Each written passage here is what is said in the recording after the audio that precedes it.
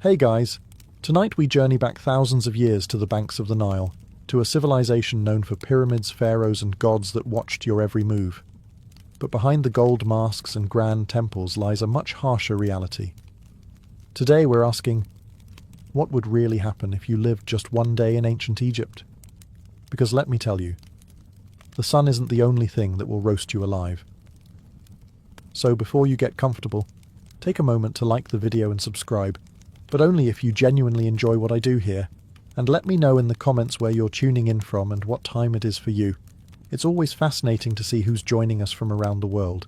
Now, dim the lights, maybe turn on a fan for that soft background hum, and let's ease into tonight's journey together. Welcome to ancient Egypt, land of pyramids, gods, and relentless ultraviolet violence. Before you even open your eyes, the sun is already blasting through your reed hut, like it's auditioning for the role of unforgiving sky god. There are no curtains, no shades, and certainly no air conditioning. Just the raw, unforgiving heat of the desert, baking everything, including you, by breakfast. You're lying on a straw mat with a linen sheet that's more suggestion than protection. The Nile breeze you were promised in all those travel documentaries?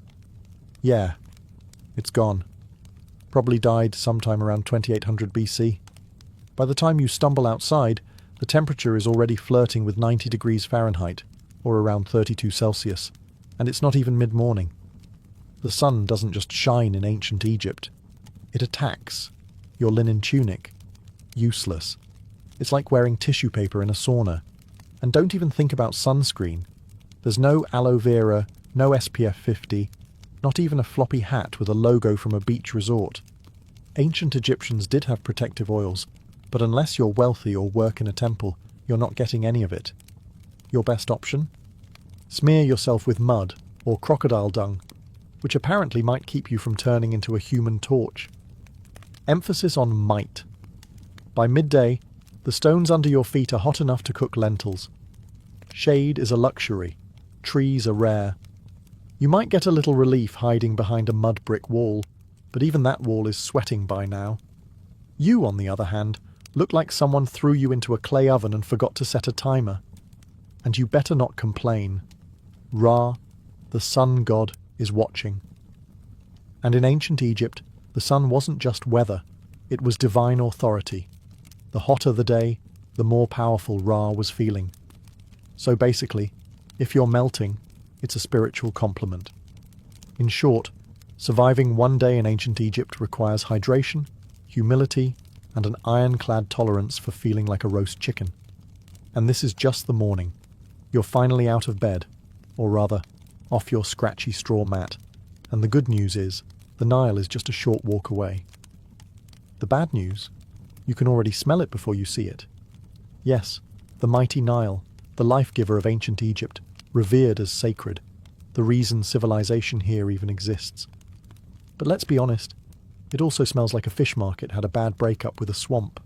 The banks are buzzing with flies, frogs, and things that probably shouldn't have legs but do. Still, this is where you bathe. Soap hasn't been invented yet, and even if it had, you couldn't afford it. Instead, you lather yourself in the freshest cleansing technology of the day, sand. That's right, exfoliation the Egyptian way. Just rub yourself down with coarse grains and call it skincare. It's like nature's sandpaper, but less effective. Washing clothes, also done in the Nile. And by washing, we mean pounding them against rocks, while praying that a crocodile doesn't mistake your laundry for a tasty midday snack. Oh, and just to make things more fun, let's not forget the occasional sewage runoff from upstream.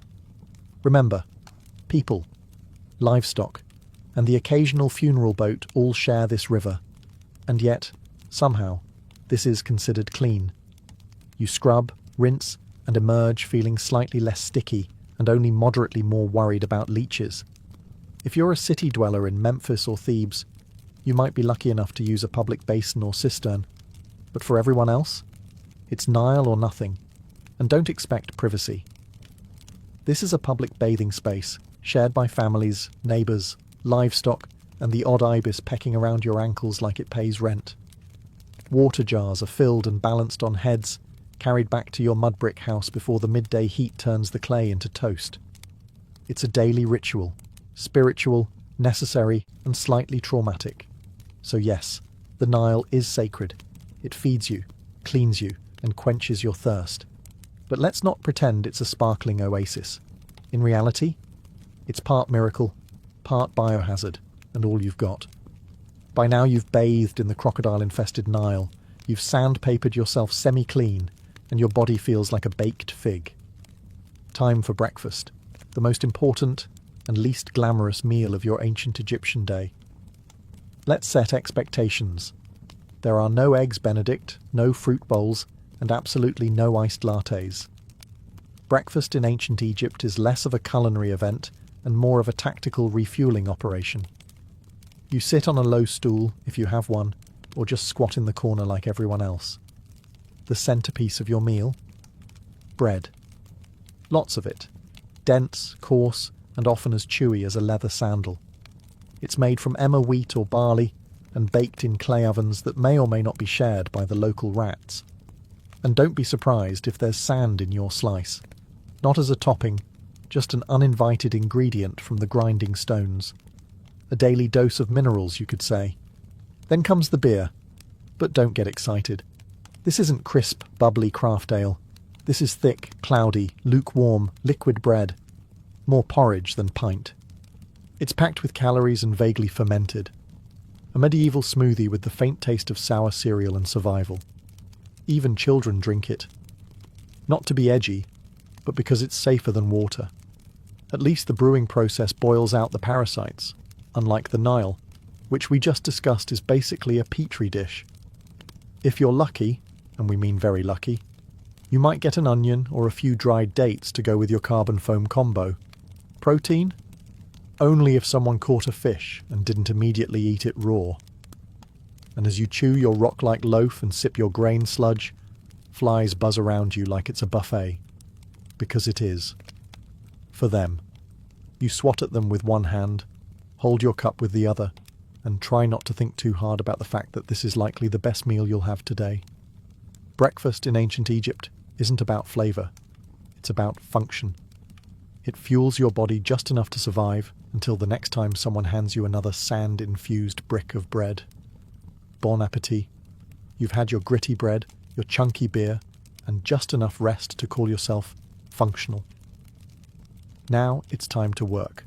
And trust me, ancient Egyptian labour makes modern burnout look like a spa day. Unless you're a scribe, priest, or royalty, which, let's be honest, you're not. Your job is pure muscle and dust. No air-conditioned cubicle. No coffee breaks. No ergonomic chairs. Just sweat, sand, and a constant risk of collapsing before noon. If you're a farmer, you'll be ankle-deep in Nile mud by sunrise, yanking weeds or planting barley under the eye of an overseer whose hobby seems to be yelling. You use wooden ploughs, crude sickles, and your bare hands. If your back hurts, congratulations, that means it's working. If you're a labourer, things get even more biblical. Imagine hauling multi-ton stones for temple construction under a blazing sun, while barefoot up ramps made of gravel and prayer. There's no OSHA here. You trip. That's a broken ankle and a shrug from the foreman. Working on tombs? That's another level of grind.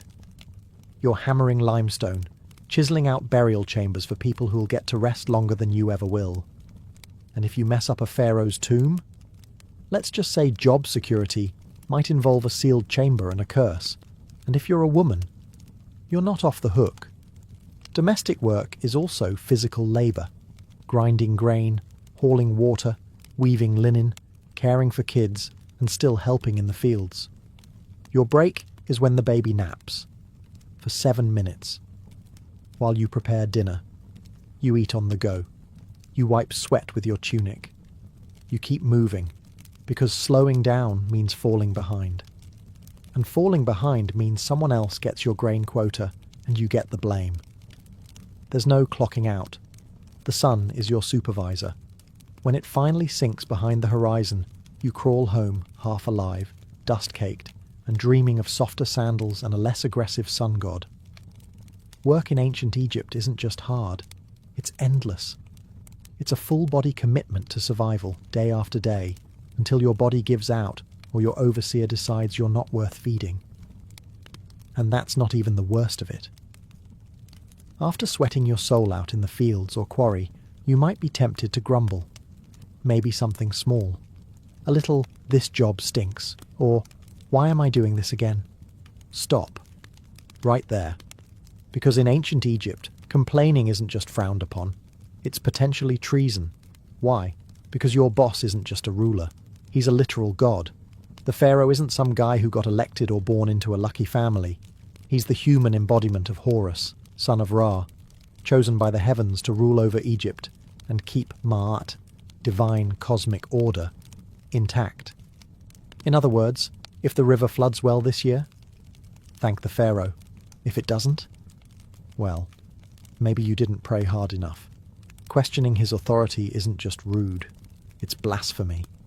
Speaking ill of him could land you a date with a whip, a set of shackles, or an early trip to the underworld with none of your favourite burial goods. You see his face everywhere, on statues, temple walls, coins, even bread moulds. His name is chanted in rituals. His image is painted larger than everyone else's in every mural. That's not artistic exaggeration. That's law. And don't expect to ever see him. If you're a commoner, the closest you'll get is watching a golden bark float by during a religious festival. Blink, and he's gone. Back to a palace you'll never enter, surrounded by officials, guards, scribes, and enough gold to finance a small civilization. Which, fun fact, he basically does.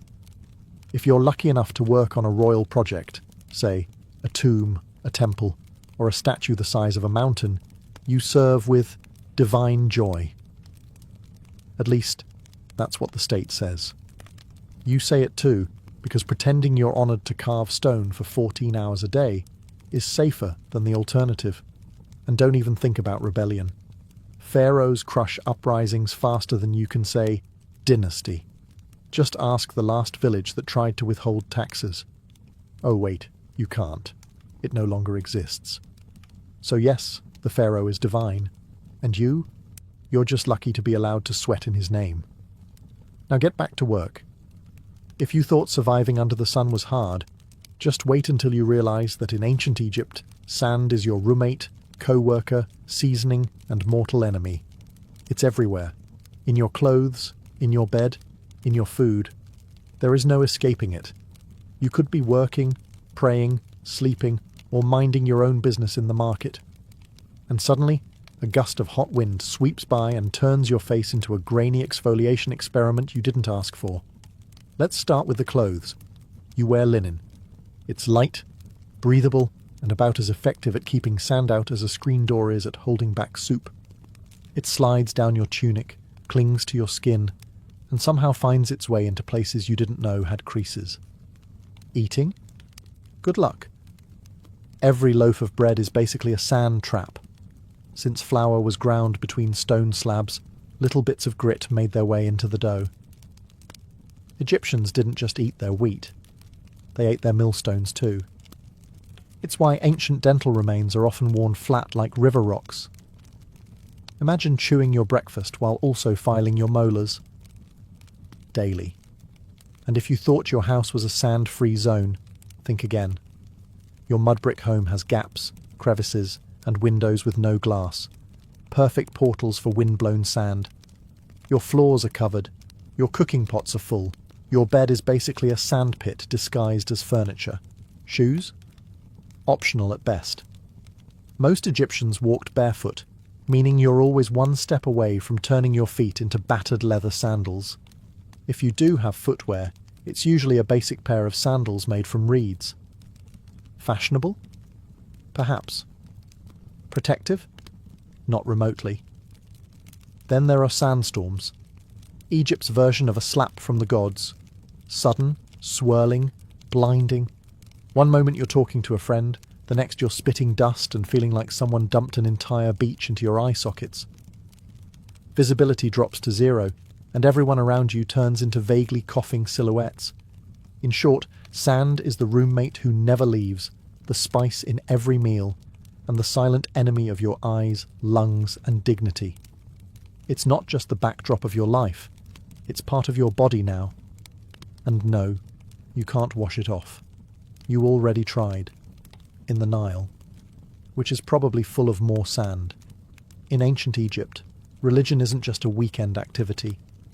It's the operating system for everything. Your job, your diet, your hygiene routine, your bedtime rituals, all dictated by gods who seem to have very specific opinions. First, understand this. The gods are everywhere. Your town has temples to a dozen different deities, each responsible for some vital function. There's Ra, who pilots the sun across the sky like it's a divine Uber. Thoth, the ibis-headed god of wisdom, is in charge of scribes and moon calendars. Sobek, part crocodile, part nightmare fuel, guards the Nile. And Bastet, the cat goddess, basically runs public relations. Forget personal freedom. Your daily routine revolves around pleasing them. Wake up, thank Ra, spill some beer, apologise to Hathor, stub your toe, curse quietly, or risk attracting a spirit with a grudge. Before meals, you offer a bit of food to the gods. Before bed, you pray that Set, god of chaos, doesn't toss your house into existential disarray overnight. Even funerals are multi-day affairs where the deceased must pass tests, avoid demons, and prove they were morally decent, or risk eternal erasure. Speaking of the afterlife, ancient Egyptians took it very seriously. You don't just die and move on. You must pass a judgment process involving your heart being weighed against a feather of truth. If your heart's heavier, because of lies, cruelty, or maybe stealing someone's goat, you're eaten by Amit, a creature with the head of a crocodile, the body of a lion, and the legs of your worst nightmare. So yes, even in death, you're still on probation. But here's the twist. This complex belief system isn't depressing. It's comforting. Egyptians believed life was part of a cosmic balance, and if you followed the rituals and upheld Ma'at, the principle of truth and order, you had a chance at a peaceful eternity, complete with food, family, and maybe a boat. Of course, the richer you were, the more gods seemed to notice you. Temples were massive, priests were powerful, and peasants? Well, they just hoped the gods were feeling generous that day. Because in ancient Egypt, faith isn't optional. It's your job description, your insurance plan, and your travel itinerary for the next life. So, you've stepped on something sharp, got bit by something weird, or caught something contagious, which in ancient Egypt is basically Tuesday. Time to seek medical care. Just don't expect a waiting room or a sterile environment. You're about to be healed with a combination of spells, herbs, and sheer optimism. First, you'll be taken to a doctor. And to be fair, they were some of the most advanced in the ancient world. They had surgical tools, medical texts, and a decent understanding of anatomy. But here's the catch. Science in ancient Egypt always came with a heavy dose of magic. You're given a poultice made of honey, mouldy bread, and crushed herbs. Honey actually is antibacterial, and mould has early penicillin properties. So it works? Sort of. But before applying it, the healer will chant a protective spell just to be safe, because you never know when your stomach cramps are actually the result of a spiteful ghost or an angry god. Have a headache? You might get a dose of crushed onions rubbed into your scalp while someone recites a hymn to Thoth. Got a cough? Let's smear cow dung mixed with dates on your chest and see what happens. Eye infection. Time for a paste of lizard blood, ochre and beer, plus a prayer to Horus. Surgery? It did happen. Sometimes. Abscesses were drained, bones were set, and wounds were stitched with linen thread. But there's no anesthesia. Just a sharp knife and a friend to hold your shoulders down while you scream into a mud brick pillow. Dentistry? Not great. Remember all that sand in the bread? Your teeth are worn down by your 20s. If one gets infected, your options are 1. Live with it. 2. Die from it. Or 3. Have it pulled with something resembling pliers made by a blacksmith with low standards. And let's not forget the amulets. Whether you're giving birth, getting stitched up, or just sneezing too loud, A good doctor/priest will probably hang a charm around your neck, just in case the real issue is an invisible serpent spirit curled around your spleen. So yes, Egyptian medicine had its moments, but mostly, you'd better believe in the gods, because your band-aid is literally a prayer. Here's a plot twist most people don't expect. Ancient Egyptian women had more rights than many women in later civilizations. They could own property, run businesses, file for divorce, and even take a man to court. Sounds progressive, right? But before you pack your bags for a time-traveling girl boss vacation, hold up. Because while the legal status might impress you, the day-to-day reality? Not so glamorous. If you're a woman in ancient Egypt, you probably wake up before sunrise. You're grinding grain by hand, using a giant flat stone that chews through both wheat and your spine. Then it's off to haul water from the Nile, cook breakfast, care for children, manage the household, feed animals, and if needed, help in the fields. You're a one-woman workforce in linen. There's no me time, no spa days, and definitely no maternity leave. Childbirth is risky and painful. Midwives are helpful, sure, but there are no epidurals, no disinfectant, and no push playlists featuring relaxing harps. You give birth in a hot room with incense, prayers, and hopefully, not too much bleeding. Let's talk fashion. Linen dresses are light and breathable, but there's no underwear and no shoes. The sun scorches your skin, the sand grinds into everything, and the bugs think you're an all-you-can-eat buffet. Want makeup? Great. Egyptian women did wear cosmetics, but it's lead-based and applied with sticks that look suspiciously like toothpicks. Now, if you're lucky enough to be born into a wealthy family, things are better. You might read, write, manage estate accounts, or become a priestess. If you're born royal, you could even become pharaoh, like Hatshepsut or Cleopatra, who ruled with brilliance and terrifying eyeliner. But if you're poor, your status may be legal, but your reality is physical. You work, sweat, bend, carry, birth, bury, and pray. You're not chained by law, but by survival. Still, Egyptian women had agency, and that mattered. They could speak in court, keep their inheritance, and didn't become property when they married. Compared to many ancient societies, that's huge. So yes, Egyptian women had rights, but comfort?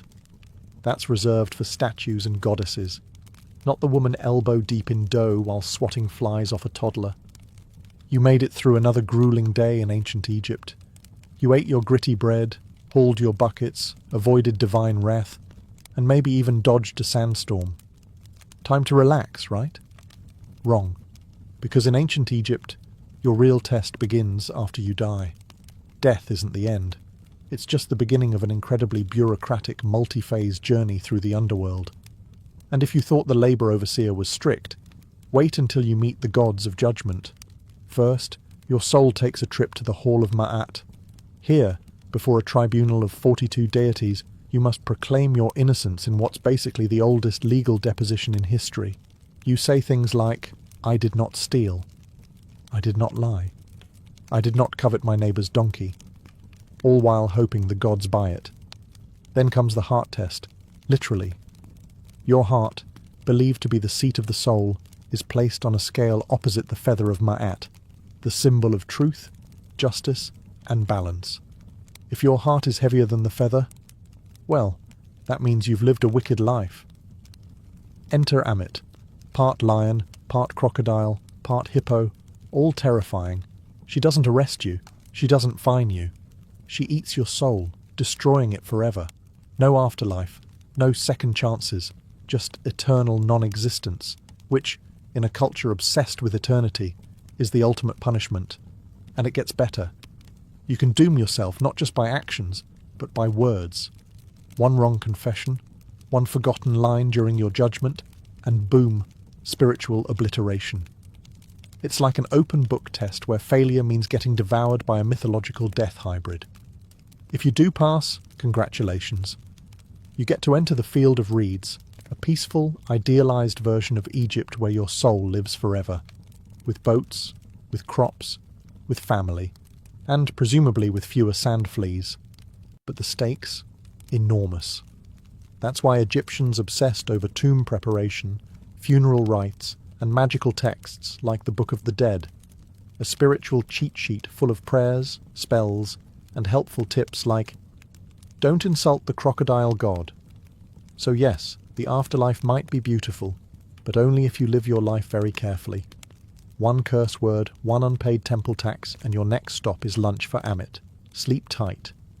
If there's one small mercy in ancient Egypt, it's this: linen. Blessed, breathable linen. Your entire wardrobe, and everyone else's, is made from this plant-based fabric. It's light, cool, and lets your skin breathe in the scorching heat. That's the good news. The bad news? That's pretty much where the comfort ends. Whether you're a farmer, builder, priest, or vendor, you're wearing the same outfit every day. For men, a short white kilt or loincloth. For women, a straight, sleeveless linen dress, sometimes held up by straps, sometimes not. If you're upper class, you might have pleats or beads or fancy patterns. If you're not, it's plain white or slightly greyish, depending on how long it's been since laundry day. Oh, and laundry day? You're hand-scrubbing your clothes in the Nile while hoping a hippo doesn't emerge mid-rinse. Underwear? Optional. Footwear? Also optional. Most people go barefoot. Sandals made from woven reeds or leather are reserved for special occasions or temple priests. So unless you're royalty, expect to spend your days with hot sand between your toes and possibly a sharp rock in your heel. Accessories? Absolutely, but mostly functional. Amulets for protection, necklaces to show status, and eye makeup made from powdered coal, which wasn't just for fashion. It helped reduce glare from the sun and supposedly warded off infections. Yes, even eyeliner had a job in ancient Egypt. But no matter how well you dress, the bugs don't care. Flies, gnats, mosquitoes, they treat your airy outfit as an invitation. You're walking through the day swatting constantly, rubbing on perfumed oils, and praying that your linen doesn't stick to you like a wet curtain the moment the sun reaches full strength. And of course your outfit doesn't change with the seasons, because Egypt doesn't really have seasons, just hot and slightly less hot. So your linen ensemble is basically your year-round uniform, whether it's 110 degrees or a chilly 70-degree evening. So yes, Egyptian clothing was light, elegant, and far more comfortable than what Romans would wear later. But don't let the breezy outfits fool you, because no matter how floaty your tunic feels, your life is still heavy with labour, heat, sand, and bugs that refuse to respect your personal space. You've survived another blistering Egyptian day, hauling bricks, dodging sandstorms, and praying your linen doesn't disintegrate mid-task. But in ancient Egypt, survival is always temporary, because no matter how tough you are, you probably won't live past 35. Let's break it down. If you make it past childhood, which is already an achievement considering infant mortality rates were sky high, you're thrust straight into adulthood by age 13. Marriage, work, and child-rearing all start early, because honestly, you're running out of time. You might die from heat stroke, or an infected cut, or childbirth, or crocodiles, or scorpion stings, or bad bread. And forget antibiotics. If you get a fever, the best treatment is honey, herbs, and hoping the gods don't have other plans for your soul. But here's the twist. Egyptians weren't scared of death. They planned for it. In fact, they planned for it better than most people plan for retirement today. If you're rich, you commission a tomb, the ancient version of a 5-star eternity suite. You start saving up grave goods, jewellery, food offerings, perfumes, statues, even tiny servant dolls called shabtais to do your chores in the afterlife. Think of them as spiritual interns who work while you nap forever. Your body is embalmed, wrapped in linen, stuffed with natron, natural salt, and tucked neatly into a painted sarcophagus. You're buried with a copy of the Book of the Dead, which is less about doom and more like a mystical travel guide, complete with passwords for the afterlife, spells to confuse demons, and instructions for not getting eaten by soul-devouring monsters. If you're poor, well, your tomb is likely a shallow pit in the sand. Your body is wrapped in whatever fabric your family can spare, maybe a pot or two placed nearby, and then covered with earth. No murals, no golden mask, just you and the wind. But even the poorest Egyptians held onto the dream of the afterlife, a peaceful, fertile paradise called the Field of Reeds, where you farm without sweat, eat without hunger, and sail the Nile forever under gentle sunlight. So yes, you'll probably die young in ancient Egypt. But if you lived well, prayed right, and didn't insult too many jackal-headed gods, you just might spend eternity in style. You've finally made it to the afterlife. Or at least, into the tomb. You've been embalmed, wrapped, blessed, and buried. Time to rest in peace, right? Well, not exactly. Because in ancient Egypt, even the dead get robbed. Let's start with a simple truth. Tombs are full of expensive stuff. Gold amulets, jewellery, perfumed oils, carved statues, chests full of linens, and, for pharaohs, literal boatloads of treasure. All intended to be taken into the afterlife. But treasure in a tomb is basically an open invitation for someone with a chisel and bad intentions. Tomb robbery was so common that it became a full-time problem. Pharaohs tried to fight it by hiding their tombs deep in cliffs, locking them behind trapdoors, and scrawling terrifying curses on the walls. Things like, "May a crocodile devour your soul," or "May your limbs be twisted forever by a serpent made of fire." Spoiler, the curses didn't work. Grave robbers came anyway, at night in secret, with inside knowledge.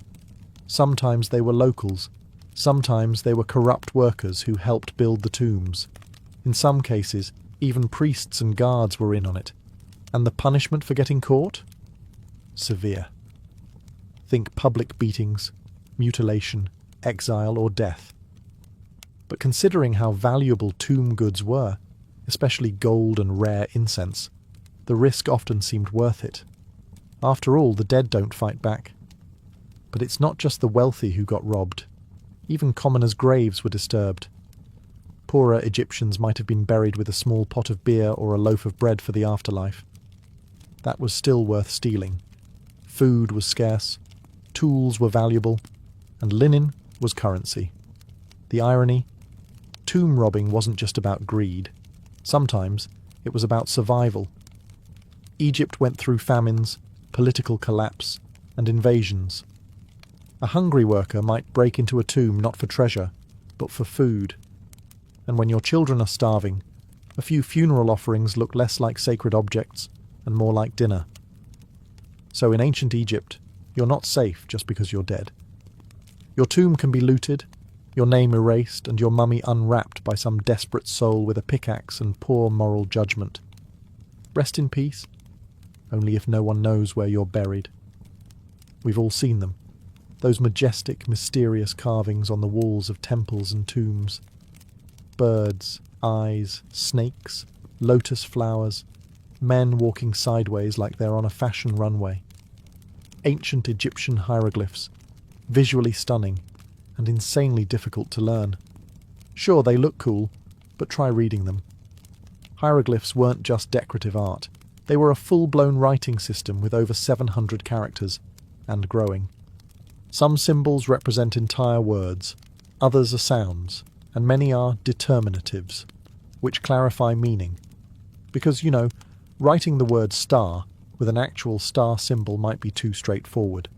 And don't expect spaces or punctuation. Ancient Egyptian writing was basically one long, beautiful riddle, with artistic flair, 0 vowels, and a deep need for context. Oh, and it can be written left to right to left, or top to bottom, depending on what the scribe felt like that day. The trick? Look at which way the birds or people are facing. That's your reading direction. If they're facing right, read right. Facing left, read left. And if they're upside down, good luck. Learning to write hieroglyphs wasn't for commoners. Literacy was rare. Maybe 1% of the population could actually read and write. If you wanted in, you had to become a scribe, which meant years of intense education, starting as a child. You'd memorize hundreds of symbols, copy endless scrolls, and practice so much that your hand probably curled into a claw by age 15. But the payoff? Huge. Scribes were respected, well-fed, and never made to haul bricks under the sun. Instead, they wrote tax records, court documents, letters, and religious texts. They were essential to society and protected from most manual labour. In a world where writing was power, scribes ruled quietly from the shadows. For the rest of the population, though, writing was something magical, literally. Hieroglyphs were believed to have sacred power. Writing someone's name preserved their soul. Erasing it, total spiritual annihilation. So yeah, spelling really mattered.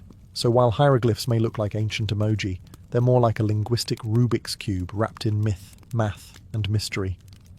Beautiful? Yes. Easy to learn? Absolutely not. After 14 chapters of heat, hunger, sand, superstition, and backbreaking labour, it's time to ask the big question. Would you survive a single day in ancient Egypt? Let's be honest. Probably not. Sure, it's easy to romanticize the ancient world. Golden tombs, lotus-scented air, graceful hieroglyphs, gods with animal heads, and a thing for order and beauty. But behind the iconic monuments and stunning art was a world of brutal realities that spared no one but the elite. Your average Egyptian day started with a dirt floor, a cloud of flies, and the knowledge that if you didn't work, you didn't eat. You walked barefoot on blazing sand, hauled water, cooked over open fires, lived shoulder to shoulder with bugs, smoke, and livestock.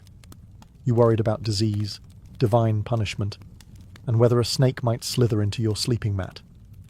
You had no toothpaste, no medicine, no retirement plan. And if you were lucky, maybe 2 changes of linen. You served a god-king who could take your land with a decree, a climate that cooked your skin by noon, and a religion that required you to pass a literal divine test after death just to get into the good version of the afterlife. Let's also not forget the things you didn't have. No antibiotics, no sunscreen, no privacy, no plumbing, no painkillers, and no easy escape. Once you were born into your class, that was it. No promotions, no career changes, no finding yourself. You were either a scribe, a farmer, a labourer, a mother, a servant, or dead. And yet, for all this, the ancient Egyptians weren't miserable. They believed deeply in their gods, their purpose, and the beauty of life. They loved music, dance, food, family, and festivals. They joked, they painted. They imagined eternity with enough clarity to build stone monuments that still stand today. But for a modern person, without your air conditioning, your filtered water, your Advil, your sneakers, and your smartphone, you'd fold before the second sandstorm hit. So no, you wouldn't last a day in ancient Egypt. But that's okay, because they lasted thousands of years. And maybe, just maybe, that's why we still talk about them. In the heart of ancient Teotihuacan, one pyramid refuses to be forgotten. Its surface is adorned not with peaceful symbols of faith or gentle gods, but with snarling, open-mouthed stone serpents, dozens of them. They jut out from the temple's facade as if frozen in mid-strike, fangs bared, eyes wide. This is the temple of the feathered serpent, known to many as the temple of Quetzalcoatl. But unlike most temples that reach for the sky with reverence, this one feels different. It feels predatory. From the moment you approach it, there's an eerie sense that you're being watched. The stone serpent heads aren't mere decoration. They were warnings, symbols of divine wrath. And beneath their gaze, something horrific once unfolded. Excavations over the past few decades have revealed something that archaeologists didn't expect. Hidden beneath the temple's base were not just ceremonial offerings, but something far more disturbing, human remains. And not a handful. Over 200 bodies, many of them decapitated, hands bound behind their backs. Young men, warriors perhaps, buried in groups, ritual sacrifices arranged with mathematical precision. Some were buried with obsidian knives at their sides, others with necklaces made of human teeth, or jewellery crafted from jawbones. They weren't simply thrown into the ground, they were deliberately placed in positions of symbolic significance. It's clear, this was no mass grave. It was a message, a divine transaction carved into stone and sealed with blood. But what kind of belief system justifies such horror? Who demanded so many lives be taken at once? The Temple of the Feathered Serpent wasn't just a religious building. It was a theatre of power, a place where rulers fused cosmology, warfare, and fear to maintain control over a city of more than 100,000 souls. And this ritual bloodletting may have been the cost of keeping the cosmos in balance. As you stand before this temple today, gazing at those stone serpents, you're not just looking at art or architecture.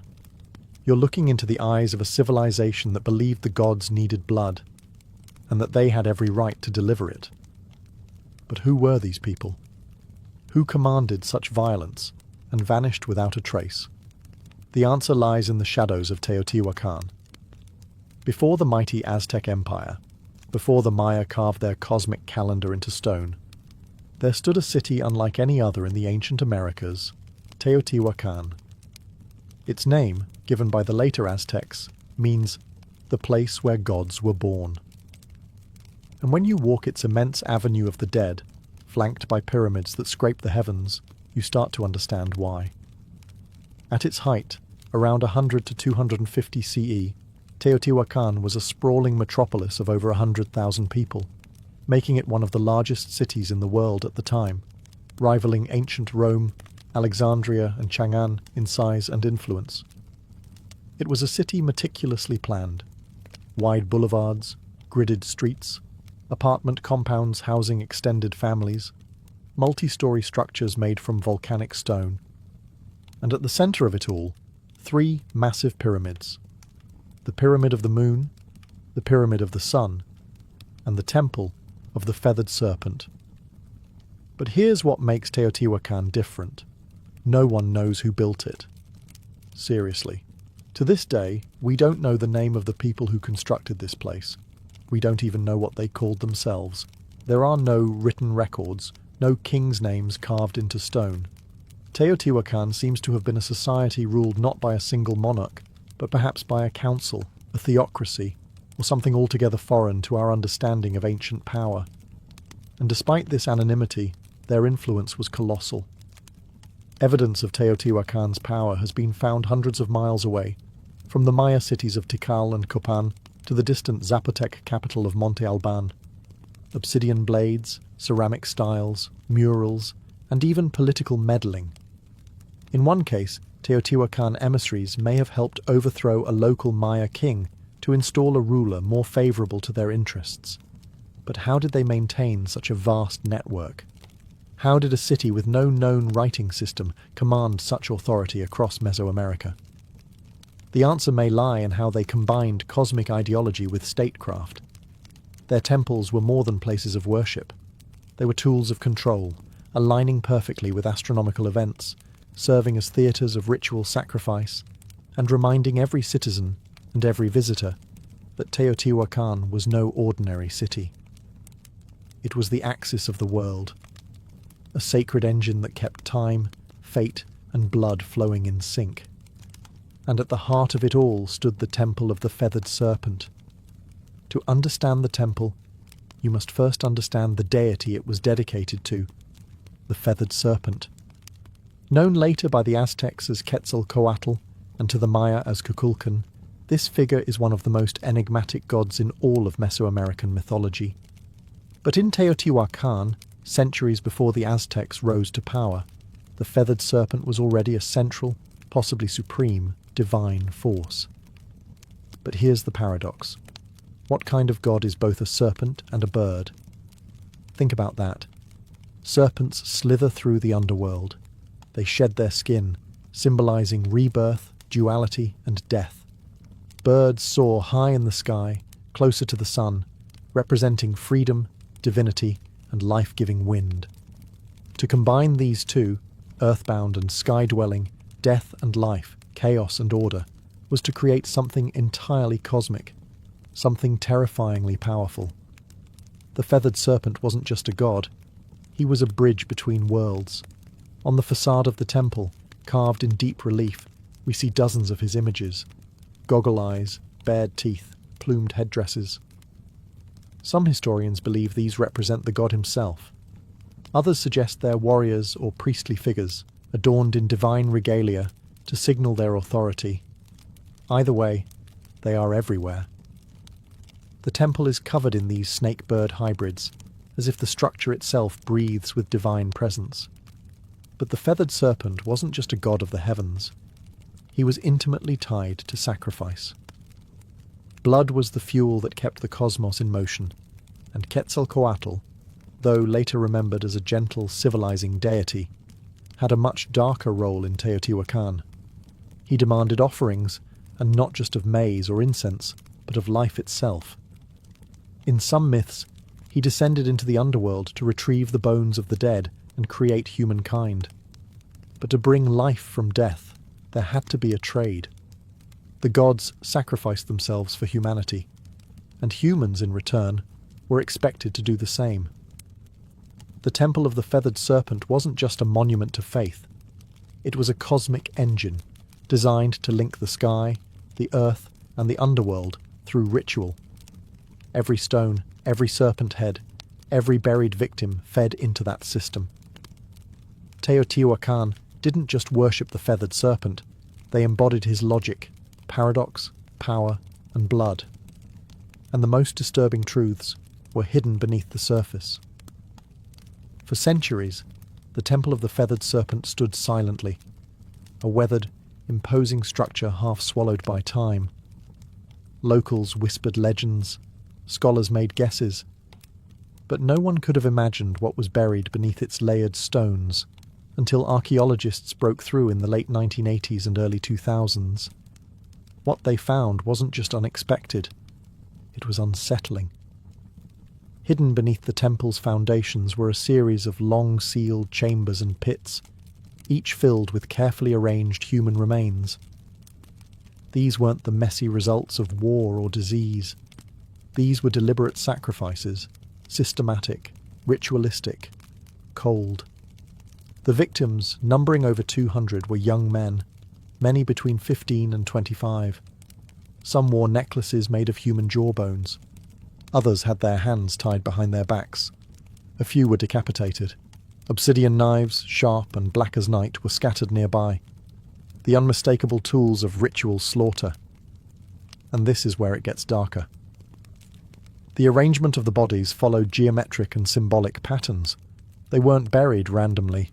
They were placed in quadrants, cardinal directions, possibly to mirror the cosmos. Even the number of bodies mattered. It wasn't just about death. It was about meaningful death.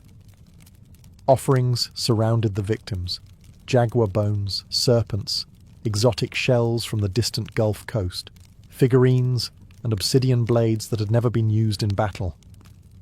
This wasn't punishment. It was a gift. These young men, most likely warriors, had been selected not to die in disgrace, but to die as part of something transcendent. To the Teotihuacanos, the very act of building a temple may have required human sacrifice. It was as if every stone had to be consecrated with blood, every layer raised only after an offering had been made. The deeper you dig, the more sacrifice you find. In one chamber, archaeologists discovered elaborate tunnels filled with mercury and mica, materials associated with the underworld. The floor glimmered like water. Was this a symbolic passage to the land of the dead? A mirror of the night sky? The more they excavated, the more it felt like the temple was not built on top of death, but constructed to encase it. The blood didn't stain the stone by accident. The stone was meant to hold the blood. And all of it was for the gods. Look closer at the Temple of the Feathered Serpent, and you'll notice something strange, something unnerving. It doesn't just sit on the landscape. It aligns with the universe. Teotihuacan wasn't built randomly. The entire city was laid out along precise cosmic axes. Its central avenue of the dead runs at a 5-degree angle off true north. Not a mistake, but a deliberate shift, possibly to align with the setting of the Pleiades star cluster or the sun on specific ritual dates. The Temple of the Feathered Serpent sits directly along this avenue, locking it into a grand celestial blueprint. But why? What were they trying to align with? Archaeologists and archaeoastronomers have debated this for decades. Some suggest the temple lines up with the equinox sunrise. Others argue it connects to Venus, the planet most sacred to Mesoamerican civilizations, often associated with war, sacrifice, and rebirth. When Venus rose or set, wars were declared, offerings made, and temples activated with ritual fire. Even the temple's dimensions seem intentional. The repetition of the number 7, the number of visible planetary bodies, appears in its step platforms. There's symmetry, rhythm, and a stunning understanding of both earthly math and cosmic cycles. And beneath the surface, more clues. In 2003, archaeologists uncovered a tunnel beneath the temple. Not a crude passage, but a deliberately constructed subterranean world. The walls were once covered in powdered pyrite, a shimmering mineral that would have reflected light like starlight. Combined with mercury pools and mica-lined walls, the tunnel seemed designed to replicate the cosmos itself. To walk through it would be like travelling through the Milky Way, a symbolic journey to the underworld, or perhaps to rebirth. Was this temple not just a place of sacrifice, but a cosmic machine? A portal that aligned earth, sky, and the spirit realm? Some scholars believe Teotihuacano saw time as circular, not linear. Every ritual, every building, every sacrifice wasn't a one-time event. It was part of an eternal cycle. Death leading to renewal, sacrifice fueling rebirth. The temple's alignments may have helped predict celestial movements, coordinate harvests, and more importantly, time when to offer blood. The Temple of the Feathered Serpent wasn't just looking at the stars. It was trying to speak to them. The Temple of the Feathered Serpent wasn't just a spiritual beacon. It was a political weapon. Its very design was meant to overwhelm, to intimidate, to remind every viewer, local or foreign, who held the reins of power in Teotihuacan. Imagine standing in its shadow 1,800 years ago. You, a visitor from a smaller city-state, would arrive at the Avenue of the Dead, already awestruck by the sheer scale of Teotihuacan. But when you reached the Temple of the Feathered Serpent, you'd freeze. The serpent heads stare at you, their fangs bared. Jaguar symbols growl from the stone. The plaza ahead once held massive gatherings, not just for celebration, but for public ritual. You might even witness a sacrifice. The ruling elite of Teotihuacan understood something crucial. Fear is power, and nothing stirs fear like divine wrath. By orchestrating ritual executions in broad daylight, surrounded by cosmic symbols and death imagery, they sent a clear message. The gods are with us, and we are not afraid to feed them. But this wasn't chaos. This was theatre. Priests in feathered headdresses and obsidian masks would chant, dance, and spill blood, turning cosmic myth into political performance. It wasn't just about pleasing the gods. It was about reminding everyone watching that the city's rulers had direct access to the divine. They alone could open the heavens or summon rain, protect the people, or destroy their enemies. Even the architecture helped reinforce this propaganda. From the temple's upper tiers, leaders could look down upon the plaza. They controlled not just the narrative, but the very physical space in which it unfolded. The people looked up, at the gods, at the rulers, at the sacrifices, and knew their place. And for outsiders, Teotihuacan didn't need to conquer with swords. It conquered with symbols. Visiting dignitaries would carry home tales of awe and terror. They would speak of the feathered serpents, the endless avenues, the blood rituals that lit the sky red. In a world where gods ruled through fear, Teotihuacan positioned itself as their chosen mouthpiece, and the Temple of the Feathered Serpent was the loudest voice of all. At its peak, Teotihuacan was the heartbeat of Mesoamerica, a city of fire and stone, of gods and blood, a city that seemed destined to last forever. But around the year 550 CE, something changed. Something broke, and the silence that followed was as chilling as the temple's stone serpent heads. The fall of Teotihuacan was not loud and glorious. It was gradual, then sudden. Signs of strain began appearing decades earlier, signs that the cosmic engine was faltering. Evidence points to a long period of drought, crop failure, and social unrest. The very systems that had sustained this grand city, centralized power, religious dominance, cosmic order, began to crack under pressure. And then came the fire. Archaeologists have uncovered widespread burn layers across elite compounds, temples, and administrative buildings, including signs of violent destruction at the Temple of the Feathered Serpent. What's strange is that the lower-class residential areas were mostly untouched. This wasn't an external invasion. This was an uprising, a rebellion, possibly from within. The very people who once watched sacrifices in awe may have risen against their priest-kings. The Temple of the Feathered Serpent, once a symbol of divine authority, was ransacked. Sculptures were defaced, fires were set, ritual spaces were desecrated, and then silence. Teotihuacan wasn't completely abandoned overnight, but it lost its soul. Trade networks collapsed. Artistic production ceased. The great rituals stopped. The ruling elite disappeared. The temple no longer spoke. And yet, the mystery only deepened. Because while the city faded, its memory endured. Centuries later, the Aztecs arrived in the Valley of Mexico and stumbled upon its ruins. They were awestruck. They believed gods had built this place.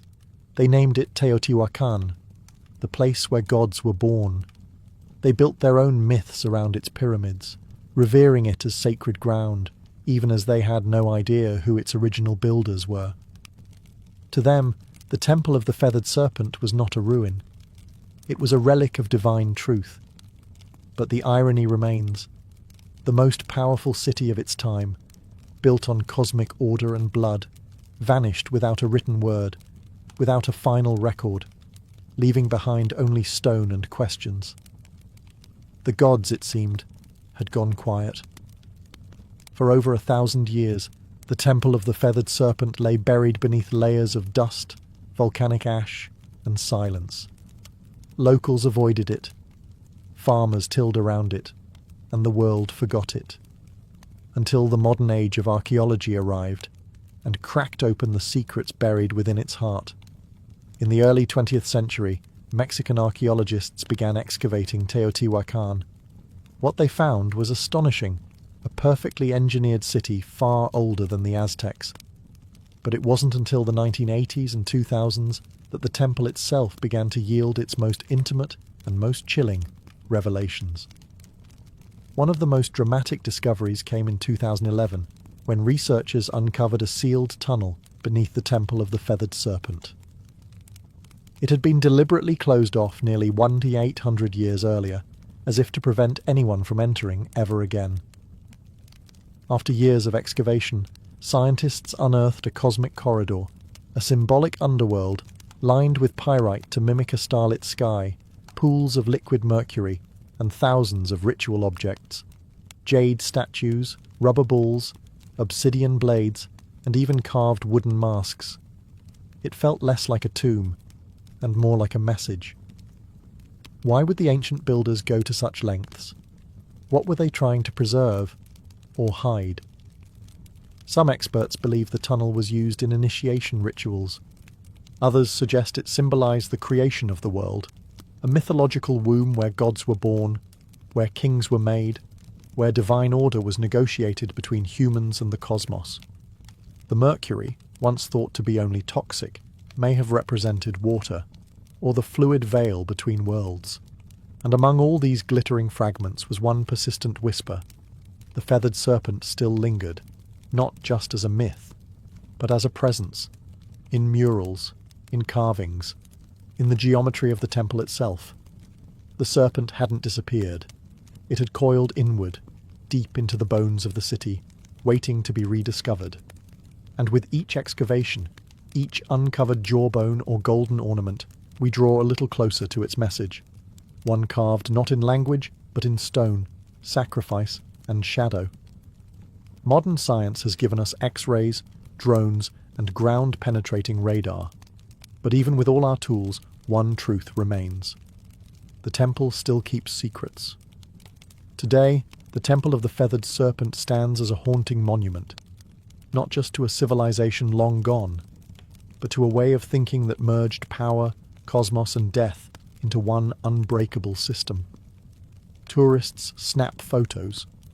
Children run past the stone serpent heads, but the ground beneath their feet is soaked in 1,000 untold stories and over 200 known human sacrifices. And still, the temple endures. Its legacy is not just architectural, it's psychological, spiritual, cultural. The feathered serpent, this paradoxical god of sky and earth, continued to evolve. He would be adopted by the Toltecs, then reborn by the Aztecs as Quetzalcoatl, where his myth took on a gentler tone, the bringer of knowledge, the god who wept for humanity, the one who vowed to return. This reimagining of the serpent god shows how myths don't die. They transform. Even in modern Mexico, echoes of the feathered serpent persist, in art, in murals, in literature, and in national identity. The temple's image has appeared on coins, stamps, and even government buildings. It has become a symbol of mystery, of pre-Columbian brilliance, and of the untamed spiritual world that once pulsed through Mesoamerica. But there's another legacy, one less visible, more uncomfortable. The Temple of the Feathered Serpent forces us to confront the price of belief. It asks hard questions. How far will humans go to feel connected to the divine? What happens when power and religion become indistinguishable? Can beauty coexist with terror? In many ways, the temple isn't just a historical site. It's a mirror, a reflection of us, our fascination with life after death, our hunger for meaning, our capacity to build monuments of staggering beauty and to stain them with blood. The temple teaches us that greatness comes with shadows, that civilizations can soar to impossible heights while burying their secrets beneath the stones. And maybe that's why we keep returning, not just to visit, but to understand. Because deep down, we know the serpent is still watching, not to strike, but to remind. Reminders of what we once were, and what we still might be. Before we spoke in words, we spoke in rhythm. Tens of thousands of years ago, long before the invention of writing, even before the birth of language itself, early humans began to create something that could only be described as sound with intention. Not speech, not melody, but rhythm. A hand slapping hollow bark, a stick tapping a stone, a foot stomping earth in time. Somewhere in that ancient repetition, something magical emerged, the first drum beat. It wasn't called music, it wasn't called anything, but it felt like something, like communication, like movement, like emotion taking form. Anthropologists have uncovered evidence of primitive percussion instruments dating back over 30,000 years. These were likely made from natural materials, tree trunks, hollowed-out gourds, stretched animal hides. Nothing fancy, nothing preserved. But these rudimentary drums were not toys or idle distractions. They served real purposes, to warn, to summon, to connect. Imagine a tribe scattered across a dense forest. One beat from a distant drum, and others knew danger is coming. Or a celebration has begun, or the gods are listening. The earliest drums weren't just tools. They were extensions of the human body. A heartbeat externalized. A pulse that could be felt across a valley. Drumming wasn't something you watched or listened to. It was something you participated in together, around fires, under stars, in caves where echoes made the air itself vibrate. These ancient rhythms became a language of emotion, joy, grief, warning, hope, all expressed not in syllables or symbols, but in patterned sound. Before the first flutes were carved, before string instruments were dreamed of, the drum was already alive, anchoring us in time, giving shape to ritual, and uniting individuals into tribes. In that way, the drum became humanity's first instrument, and perhaps its first form of collective identity. No matter where on earth people lived, they created something to strike, something to beat, something to mark the moment. Because even when we had no words, we had rhythm. And that rhythm was everything. In the cradle of early human civilization, drums were not just instruments. They were sacred voices. Every tribe, every culture, every corner of the earth developed its own rhythm.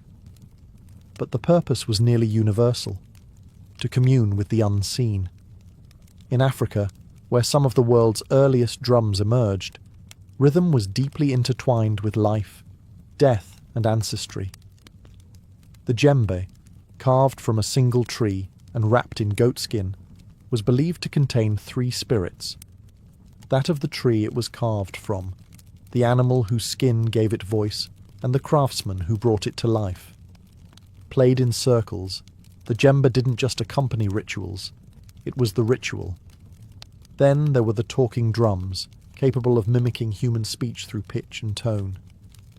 In West Africa, these drums carried messages across miles, relaying news, warnings, births, and deaths from one village to the next. Long before the telephone, humans were already drumming their messages through the landscape. Across the oceans, Native American tribes treated the drum as a living entity. It was the heartbeat of Mother Earth, played in ceremonies to honor ancestors, summon healing, or guide the souls of the dead. The large powwow drum, played by a circle of drummers, was both a musical and spiritual engine, a communal pulse that aligned humans with nature and spirit.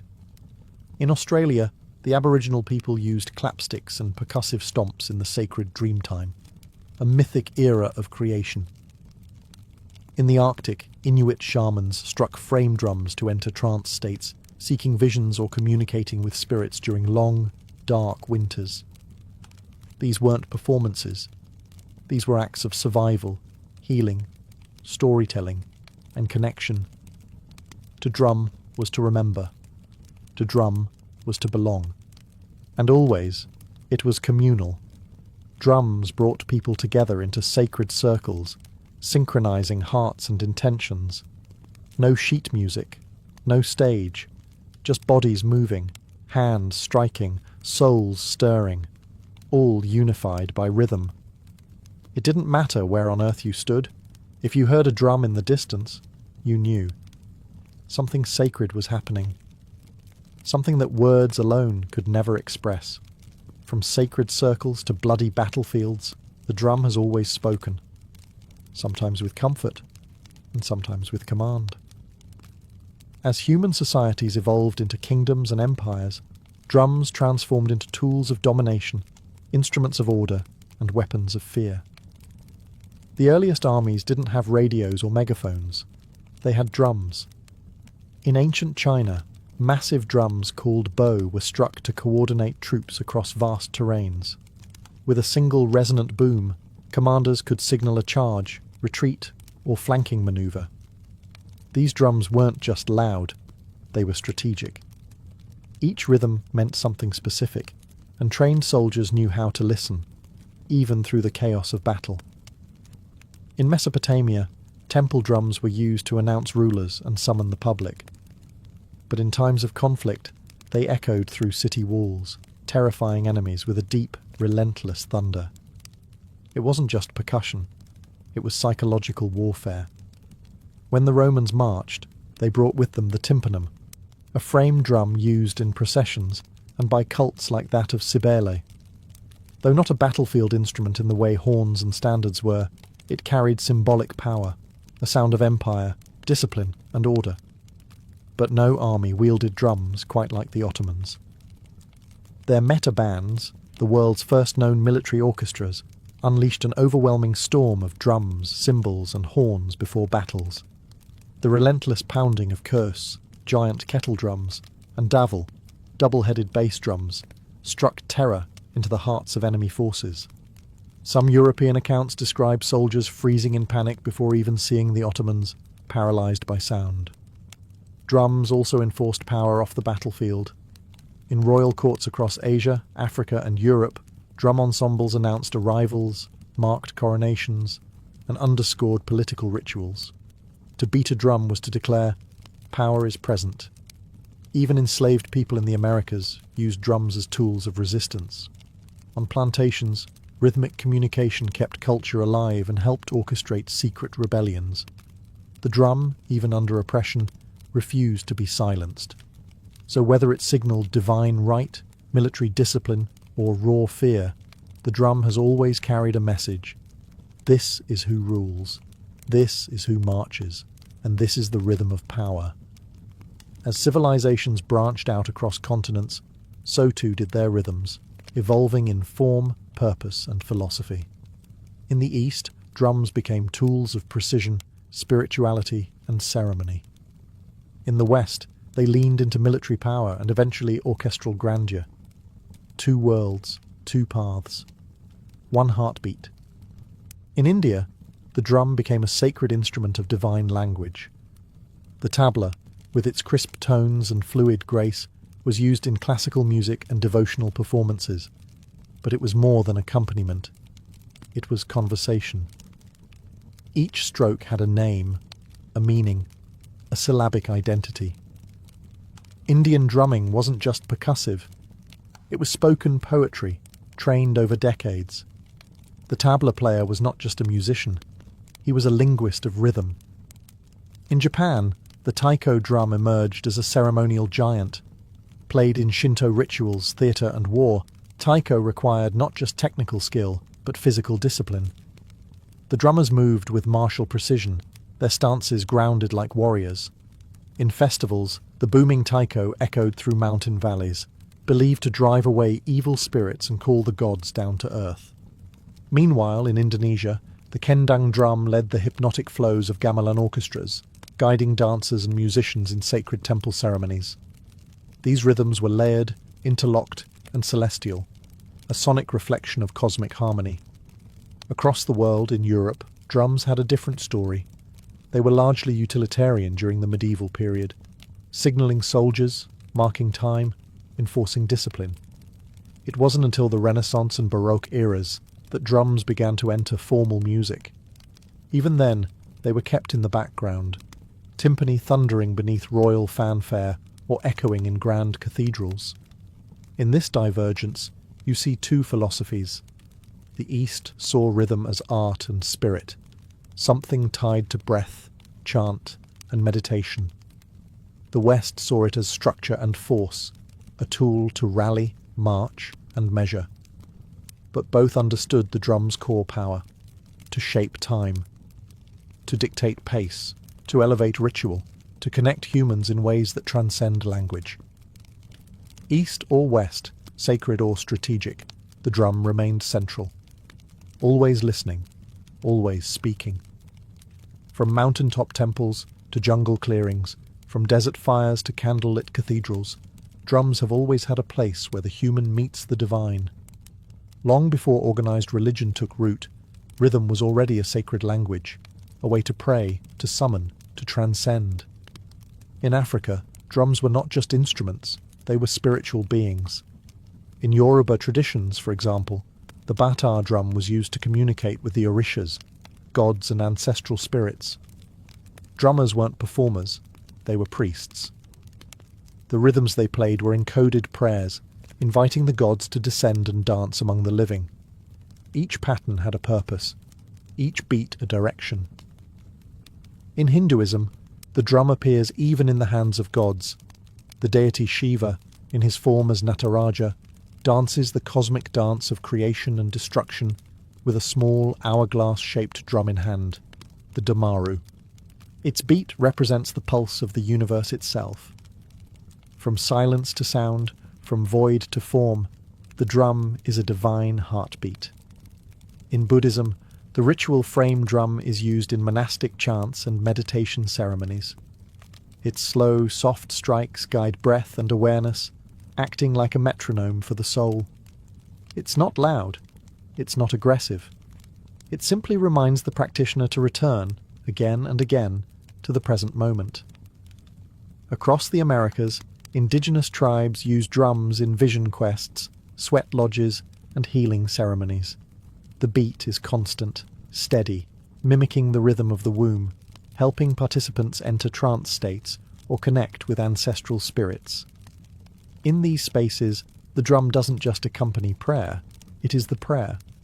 Even within Christianity, where rhythm was often subdued, the drum still found a sacred role.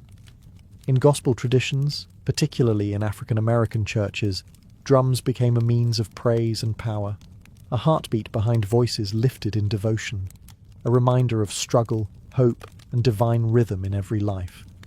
No matter the faith, the ritual, or the God invoked, the drum has been there, not as decoration, but as a vessel for energy, intention, and the mysteries we cannot speak. Because when words fail in worship, rhythm remains, and the divine always listens. For thousands of years, drums were solitary instruments, one body, one sound, one purpose. But in the heart of the industrial age, something revolutionary happened. In factories, streets, and music halls, percussion was reimagined.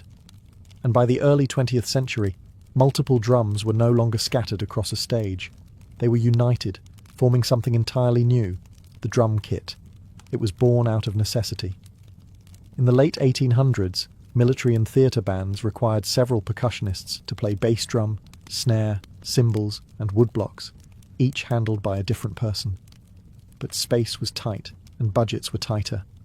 So drummers began to combine instruments into a single playable setup. By 1909, the first bass drum pedal was patented. A drummer could now strike a massive drum with one foot, freeing their hands to do more. The idea caught fire.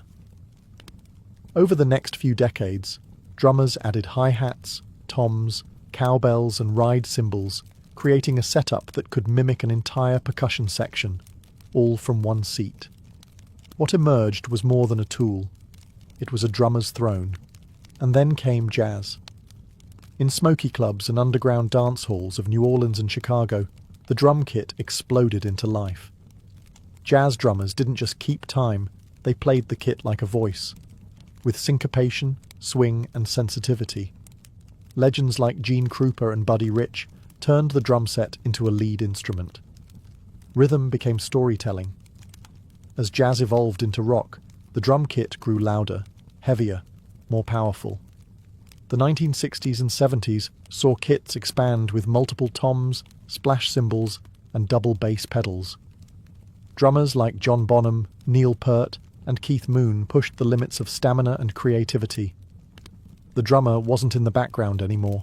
He, or she, was the engine. Today, the drum kit is a global staple, from gospel churches to EDM stages, from punk garages to world tours. And even as digital kits and drum machines rise, the physicality of a live drum kit, the sticks, the skins, the sweat, remains irreplaceable. It's a symbol of modern rhythm, a fusion of centuries, where tradition meets innovation, and where one drummer can speak with 10 voices at once. The world beats in thousands of dialects, and so do its drums. From continent to continent, culture to culture, the drum has taken countless forms, each carrying a distinct identity, sound, and purpose.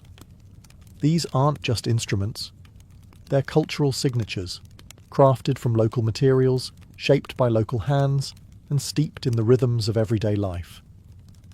In West Africa, the djembe remains a heartbeat of community gatherings.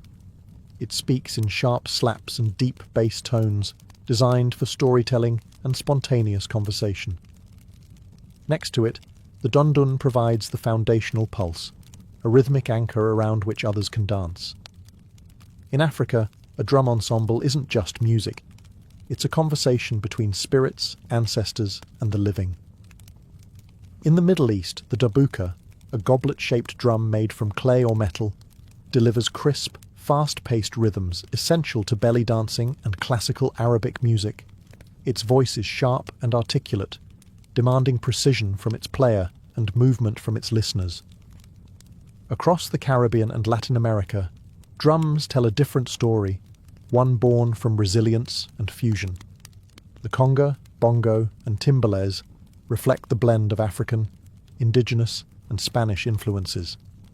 In Cuba, the sacred bata drums are used in Santeria rituals, each drum speaking a divine language tied to the orishas. In Brazil, the thunder of surdo and cuica drive samba parades through the streets, infusing joy into protest, prayer, and carnival. In India, the mridangam and tabla dominate South and North Indian classical music, respectively. These drums are so precise, they are tuned to pitch, blurring the line between rhythm and melody. Each finger movement matters, each stroke carries centuries of tradition. Then there's the frame drum, one of the oldest in human history, appearing in everything from Persian daf to Irish bodhran, from shamanic tools to folk ensembles. Played with fingertips, mallets, or brushes, it's proof that even simplicity can be sacred. What unites them all? Purpose. Whether guiding dance, healing, ritual, or revolution, each drum reflects the soul of its people. Their rhythms carry geography, history, and identity. The global drum family isn't just diverse, it's universal, because no matter where you go, the earth still echoes with rhythm. As the 20th century drew to a close, the sound of drums began to change, not in rhythm, but in texture. The physical gave way to the programmable. The sweaty palms, the wooden sticks, the calloused fingertips, all began to share space with circuits, pads, and software. The age of digital drums had arrived. It began in the 1970s with primitive drum machines. Early devices like the Rhythmicon and Roland CR78 that used analog circuits to simulate basic beats. At first, they sounded robotic, even awkward. But musicians saw something else: consistency, control, and endless possibility. Then came a revolution. In 1980, Roland released the TR-808, a drum machine so iconic its deep booming kick and crisp snare would go on to define entire genres. Hip-hop, techno, electro, and trap were all born in part from its synthetic pulse. It was no longer about mimicking acoustic drums, it was about creating new sounds entirely. As digital audio progressed, so did the tools. Electronic drum kits like the Roland Fee drums allowed drummers to play naturally while triggering thousands of sampled or synthesized tones. Artists could now rehearse silently, record without microphones, and switch drum kits with the press of a button. And with computers came digital audio workstations, DAWs, like Ableton, FL Studio, and Logic. Now, anyone with a laptop could build complex rhythms, layering kicks, snares, hi-hats, and sub-bass into vast sonic architectures. Finger drumming on MIDI pads became an art form of its own. Some feared this shift meant the death of traditional drumming, a replacement of human feel with cold precision. But that didn't happen. Instead, hybridity emerged. Acoustic drummers began integrating triggers and samples into their kits. Producers started layering human-played drums with machine beats. The organic and the synthetic found a groove together. Digital drums didn't erase the past. They reimagined it. And today, we live in a world where a single person in a bedroom can build rhythms once requiring entire orchestras, where ancient grooves from Africa, Asia, and the Americas can be sampled, twisted, and given new life in neon-lit dance floors. The tools have changed, but the purpose remains the same: to move bodies, to shape time, to make silence speak. Across every era, every empire, and every evolution in technology, one thing has never changed. The drum remains our oldest and most enduring voice. From ancient fire circles to modern concert halls, from sacred rituals to digital dance floors, The drum has never been just about music. It's about connection, to ourselves, to each other, to something bigger. It is the heartbeat we all share. Not metaphorically, literally. Because even before we're born, nestled in the womb, the first rhythm we ever hear is that of our mother's heart. Steady, safe, alive. And when life begins, we chase that rhythm forever. The drum has been our companion through joy and war, through worship and protest. It has marched beside kings and risen with rebels. It has echoed through temples and subway tunnels. It speaks in every language, because it is a language. One that bypasses thought and speaks directly to the body, the bones, the blood. In moments of grief, we drum to mourn. In moments of ecstasy, we drum to celebrate. And in the quiet spaces in between, we drum to remember who we are. Today, percussion continues to evolve.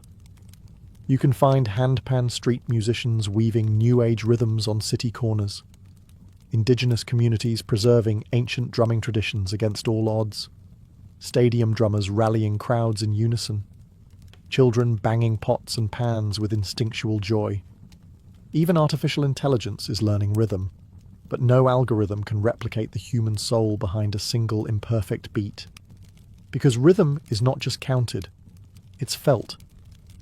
And maybe that's why the drum has outlived empires and trends. Because deep down, we all crave the anchor of time, the shared pulse that tells us we are here, together now. No matter how advanced our instruments become, or how virtual our experiences grow, there will always be something profoundly grounding about skin on skin, stick on hide, hand on wood, a beat, a breath, a beginning. The drum is not a relic of the past. It is a reminder that we were always meant to move in rhythm, to listen, to feel, to play. And as long as humanity endures, the drum will never be silent. Before Manhattan became a forest of glass and steel, it was an island of shadows, not cast by towers, but by church steeples and sloping rooftops. In the early 1800s, the skyline barely existed. The city clung to the southern tip of the island, a dense sprawl of brick townhouses, timber-framed shops, and dirt-packed roads. Buildings rarely climbed beyond 5 or 6 stories. Not because ambition was lacking, but because gravity had the final say. The taller the building, the more weight it carried, and with stone and brick, height came at a steep price. The walls had to be thicker at the bottom to support the upper levels, leaving less room inside and requiring enormous foundations. To build high was to build heavy, and heavy didn't make financial sense. So the city grew horizontally, spreading northward along a grid that had been planned in 1811, one of the boldest urban blueprints of its time. But underneath that grid, beneath the layers of cobblestone and soil, Manhattan held a secret weapon: bedrock. Deep, dense and unwavering, the granite spine that ran beneath the island would one day support some of the tallest structures in human history. But for now, it lay quiet, untouched, waiting. Life in early Manhattan was noisy but grounded. Commerce bustled in the harbour, ships lined the piers, and horses clattered through narrow streets. The economy grew, immigration surged, and the island swelled with energy. But still, the city hugged the ground. The sky remained untouched. The only real vertical statements were churches, Trinity Church being the most prominent. Its spire, completed in 1846, rose over 280 feet, and for a time it was the tallest structure in New York. But even that was more symbol than skyline. What no one knew then was that the skyline's future wouldn't be shaped by stone or wood, but by iron, steel, and vision. And it wouldn't be limited by the ground. It would rise far above it. Manhattan wasn't yet a city of towers, but the stage was being set. The island was ready. The dream was forming. And soon the skyline would begin to stretch. For centuries, gravity was the greatest architect in Manhattan. It kept buildings short, cities flat, and human ambition tethered to the earth. But in the mid-19th century, two breakthroughs would break the skyline wide open. One lifted people, the other lifted buildings. The first came in 1852, when an inventor named Elisha Otis unveiled his revolutionary safety elevator. In a dramatic demonstration at the New York Crystal Palace, Otis stood on a platform suspended high above a crowd. He ordered the rope to be cut. The crowd gasped, but the platform didn't fall. A hidden mechanism locked the lift in place. With that single breathtaking moment, Otis changed the rules of height. Until then, the top floors of buildings were the cheapest. No one wanted to climb stairs. But once elevators became safe and practical, those upper floors became premium space, offering light, air, and status. The vertical city suddenly made economic sense. But being able to move people upward wasn't enough. Buildings still relied on load-bearing walls, which grew thicker and more cumbersome the higher they went. That's where innovation number 2 arrived: the steel skeleton. In the 1880s and 1890s, engineers began using steel frames to support the weight of buildings, allowing exterior walls to become thin curtains rather than heavy structural anchors. This method, known as steel frame construction, gave architects a new freedom: build as high as the frame could handle. Suddenly, height was no longer a risk, it was a strategy.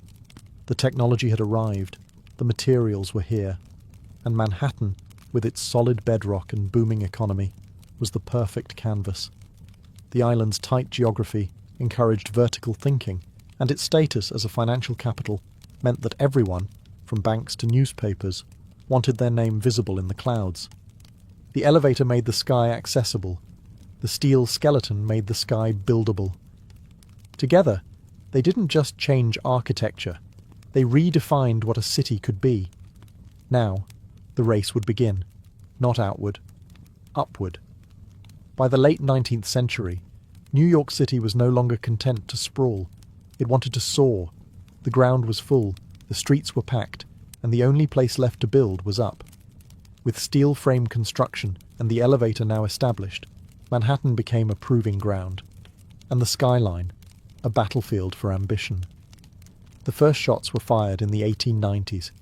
In 1890, the New York World Building, home to Joseph Pulitzer's newspaper empire, rose 20 stories above Park Row. It was the tallest office building in the world, briefly. Not to be outdone, the Park Row building claimed the title next in 1899, standing at 391 feet. Each new tower was a declaration, not just of wealth, but of vision. To build higher was to announce, "We are the future." Soon, the skyline began to sprout with steel giants.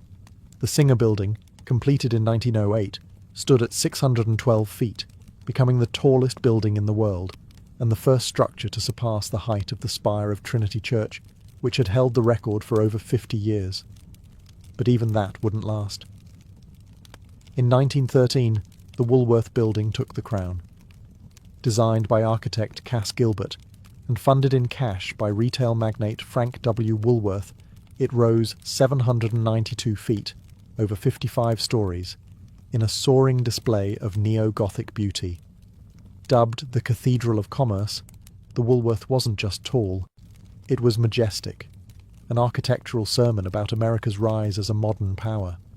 But this wasn't just architectural competition, it was branding warfare.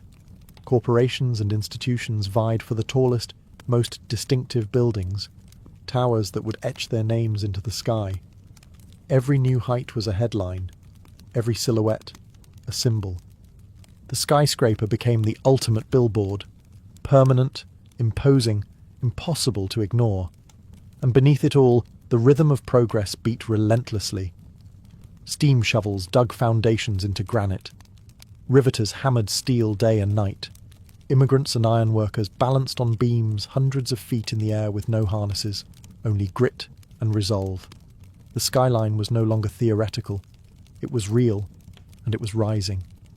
As the 1920s roared through Manhattan, the skyline began to dance.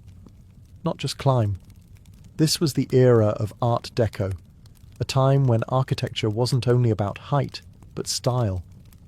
The The Jazz Age poured elegance into steel and stone, and New York's buildings became icons of movement, light, and energy. The most dazzling of them all was the Chrysler Building. Completed in 1930, it stood 1,046 feet tall, briefly becoming the tallest building in the world. Commissioned by car magnate Walter Chrysler, the tower wasn't just a monument to corporate success. It was a symphony of design. Its stainless steel spire, built in secret and hoisted into place overnight, shimmered in the sun like a crown. Ornamental eagles, modelled after hood ornaments, jutted from the corners like guardians of the future. With its curves, chevrons, and machine-age detailing, the Chrysler Building didn't just scrape the sky, it seduced it. But the race wasn't over. Just a few blocks away, another titan was rising, the Empire State Building. Completed in 1931 during the depths of the Great Depression, it soared to 1,250 feet, stealing the title from Chrysler and holding it for nearly 40 years. Built in just 410 days, with thousands of workers labouring through wind, snow, and steel dust, the Empire State wasn't just a building, it was a message. New York endures. While much of the country struggled, Manhattan pushed upward, and its buildings mirrored the era's dual identity, elegant but aggressive, optimistic yet competitive. The Art Deco style captured the contradictions of the time, geometric but graceful, modern but steeped in myth.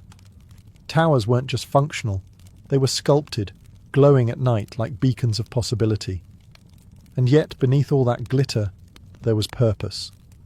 These skyscrapers were built by barons and moguls who wanted more than profit. They wanted legacy. A permanent place in the skyline, and in history. By the end of the 1930s, Manhattan's silhouette had taken shape. The city was no longer just a capital of finance. It was a cathedral of ambition, a skyline that didn't whisper progress, it shouted it. After World War II, Manhattan's skyline entered a new phase, one less ornamental, more corporate. The elegance of Art Deco gave way to glass, steel, and straight lines.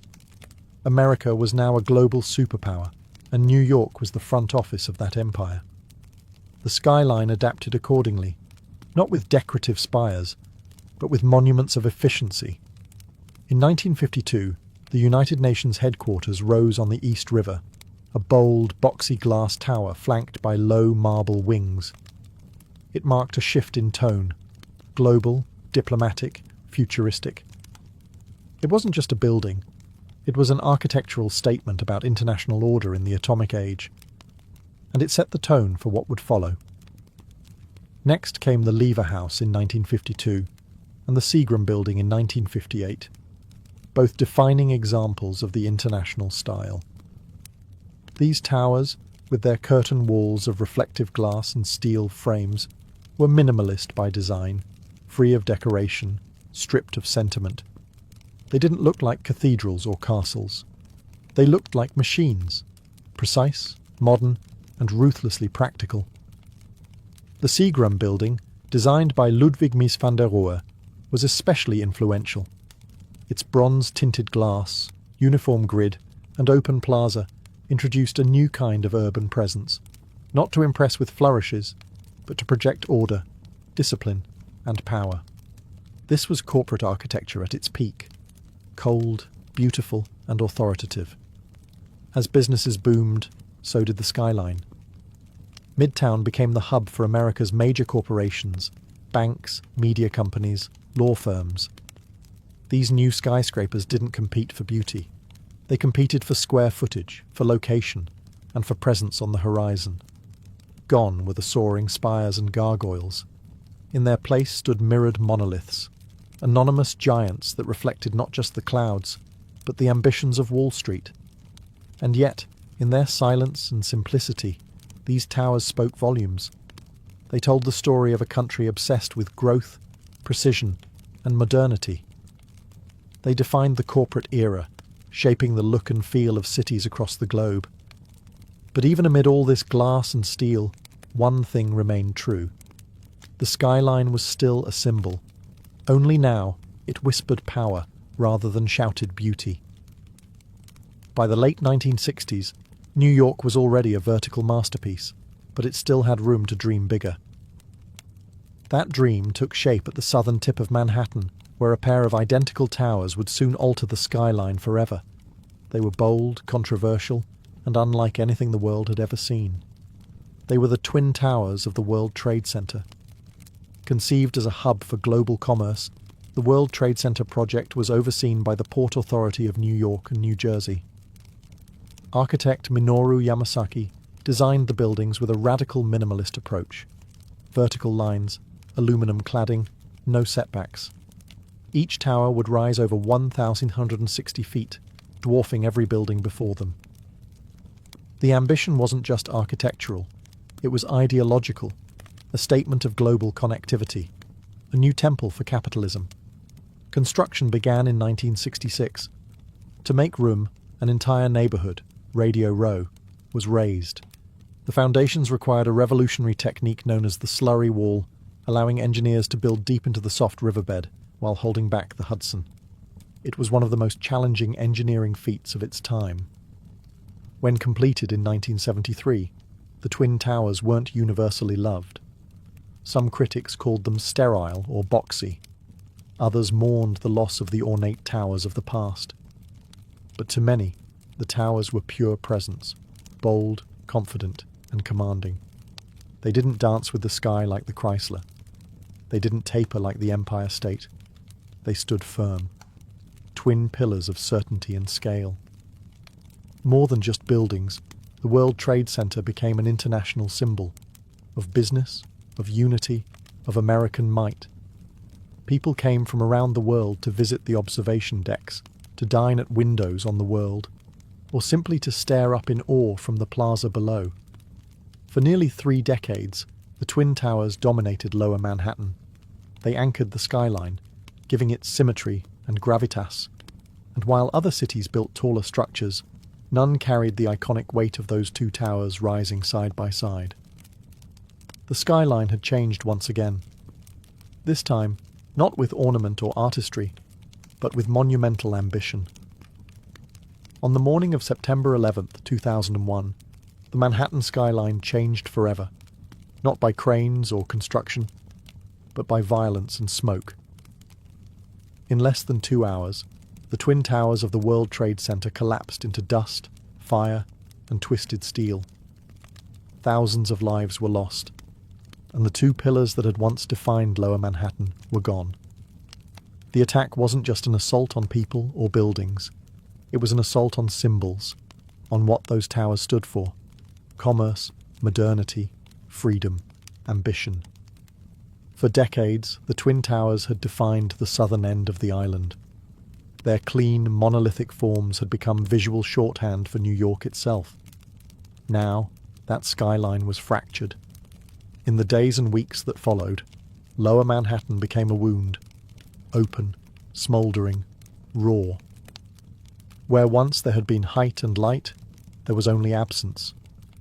And that absence echoed.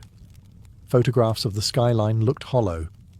The familiar silhouette was broken, and the space that had once pulsed with global energy became known as Ground Zero. For the first time in a century, Manhattan wasn't building up. It was mourning. The city grieved, but it also endured. Steelworkers, firefighters, police officers, and volunteers poured into the site, not to construct, but to recover. Rubble was cleared. Lives were honoured. Silence replaced the clang of iron. In a city always rushing forward, this was a forced pause. A long breath held in collective pain. But even in sorrow, New York did what it had always done. It looked up. Discussions about rebuilding were complicated, emotional, political. What should take the place of the towers? Should anything rise again? Could the skyline be restored without erasing the loss? For years, the hole in the ground remained, a reminder of what was and what was taken. It became sacred space. And yet, slowly, plans emerged. Designs were drafted, cranes returned, steel returned.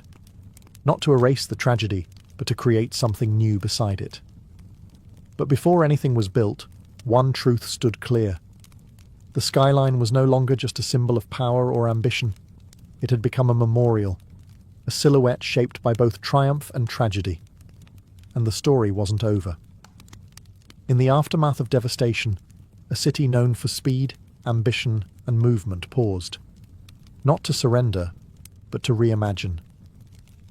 Rebuilding the Manhattan skyline after 9/11 wasn't just a matter of architecture, it was a matter of identity. What would rise in place of the Twin Towers? Could anything?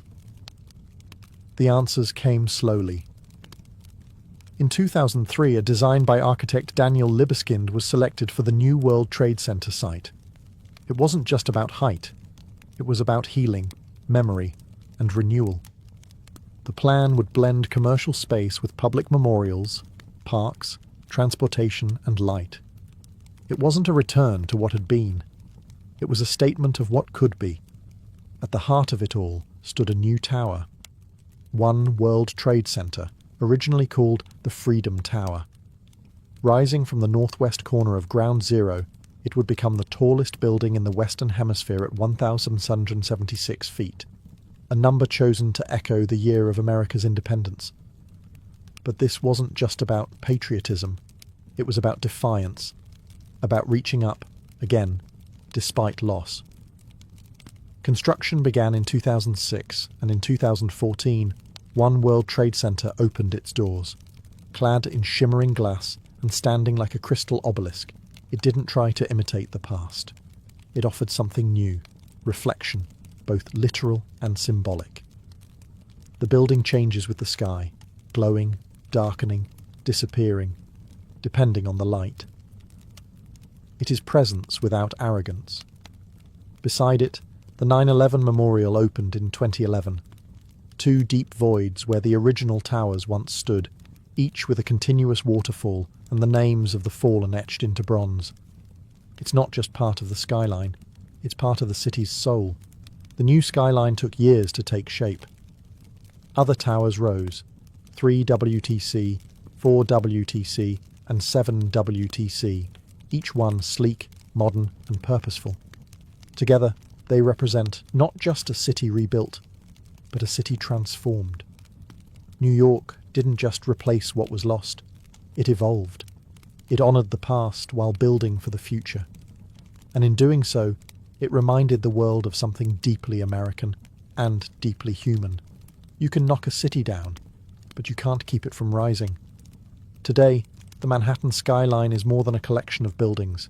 It is a living symbol of ambition, of resilience, of the American dream itself. No other silhouette in the world carries so much weight. It's etched into pop culture, history, and memory. You can draw it with 5 lines, and people will recognize it instantly.